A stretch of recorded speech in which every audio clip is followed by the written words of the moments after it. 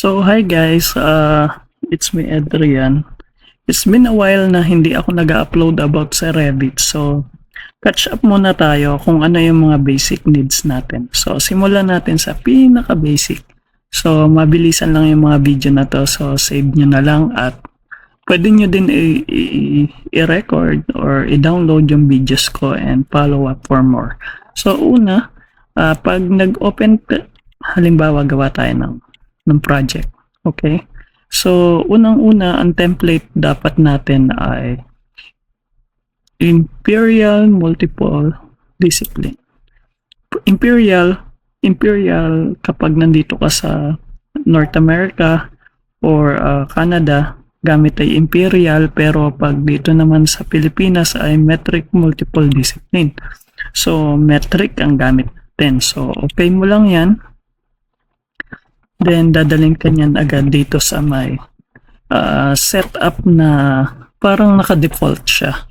So, ayan, may default ka na. Meron ka na agad na mga section views. Yan o, meron ka ng floor plan, meron ka ng 3D view, at kung ano-ano pa.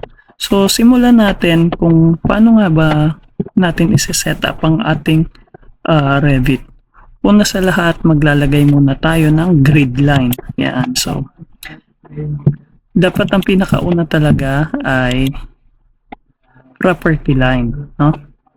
So, unang-una talaga ang property line. So, saan mo makukuha yung property line?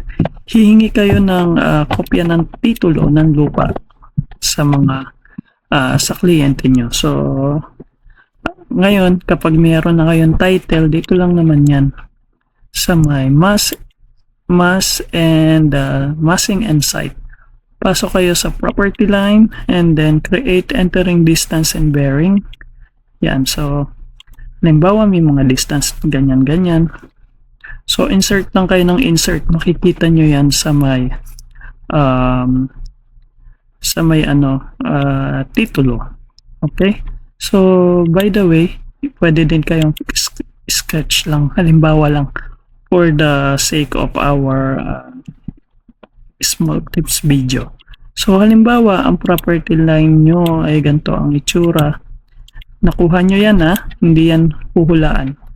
Nakuha nyo yan dun sa titulo ng lupa. So, ayan na, nakaroon na kayo ng property line. So, again, punta lang kayo sa may mass. Wala tuloy ako. Mass and site, property line. And then, ano nang susunod kung may property line? Ito na yung takbuhan ng lupa mo, no? Ayan na yung kumbaga, yung boundaries ng lupa ng kliyente o ng lupa nyo. Susunod naman dyan, dapat ang gagawin nyo na ay grid line. Okay? So, napakabilis talaga ng Revit, no?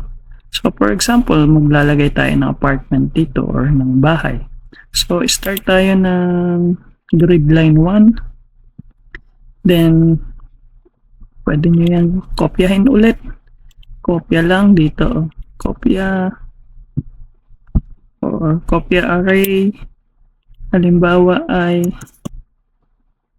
wala dyan ay kopya tayo ng every 5 meters. Ilang 5 meters? Halimbawa 5. So, diba? Ayan agad. May grid line ka na agad, no? So, kung gusto nyong gayahin ulit o gamitin yung pinakahuling